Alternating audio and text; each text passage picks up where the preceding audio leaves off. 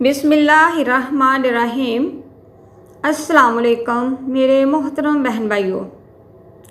शेख सादी फरमाते हैं, मैं पूरी ज़िंदगी दो बंदों को तलाश करने पे भी तलाश ना कर सका।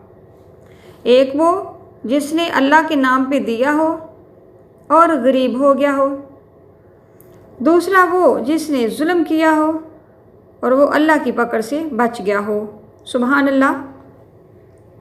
आज का अमल बग़ैर कैश के ज़िंदगी में ऐश करें, ये सब कैसे मुमकिन है? चलिए इसके वजीफ़े पर बात करते हैं। ये जो आयत आपको बता रही हूँ, इस कुरानी दुआ के पढ़ने वाले को अल्लाह पाक गायबी रिज़्क़ अता फ़रमाते हैं, खैर व बरकत अता फ़रमाते हैं। जहाँ कहीं से रिज़्क़ का कोई वसीला नज़र ना आ रहा हो, मायूसी और नाउमीदी की अथाह गहराइयों में गिरे हुए शख्स पर से परेशानी दूर हो जाती है। उस शख्स का दस्तरखान नहायत ही वसी हो जाता है। अल्लाह पाक के फजलो करम से नस्लों के लिए रिज़्क़ और बरकत का सामान हो जाता है। और अगर रमज़ान शरीफ में अफ्तारी के वक़्त इस दुआ को पढ़ लें तो ये अमल रिज़्क़ के दरवाज़े खुलवा देता है। तरीका नोट फरमा लें।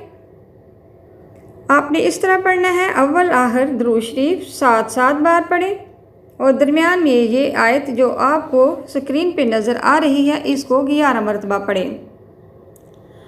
ये सूरह माइदा की आयत नंबर 114 है। ये कुरानी दुआ पढ़कर आसमान की तरफ मुँह करके फूंक मारें और अल्लाह पाक से दिल ही दिल में दुआ मांग लें। ज़िंदगी भर इसका मामूल बना लें। इस अमल को पढ़ने का दिन में कई बार भी पढ़ सकते हैं। अगर माली हालात ज़्यादा ख़राब हों तो इसको कई बार पढ़ा जा सकता है और पढ़ के आसमान की तरफ मुंह करके फूंक मार के दिल ही दिल में दुआएं करें। इस तरह अमल करने से चंद दिन तो क्या चंद घंटों में भी काम हो जाता है। तमाम मसाइल हल हो जाते हैं। ये इतना पावरफुल अमल है, इतना अजीम अमल है। कुरान पाक की ये आयत है, सूरह माइदा की आयत नंबर 114। अल्लाह पाक ज़रूर जल्द ही मदद फरमाएंगे इंशाअल्लाह। दुआ है रब्बे जलील से आपकी मांगी गई हर दुआ कबूल व मंजूर फरमाए और हमेशा आप पर रहमतों और बरकतों का नुज़ूल फरमाए और खुशियों के लाजवाल ख़ज़ानों से अता फरमाए। आप सब की हिफाजत करे और तमाम हाजात पूरी करे। आमीन या रब्बिल आलमीन। अगर आपको हमारी वीडियो पसंद आई हो, लाइक शेयर और कमेंट ज़रूर कीजिएगा। अगर आप चैनल पे नए हैं तो चैनल को सब्सक्राइब कर दें।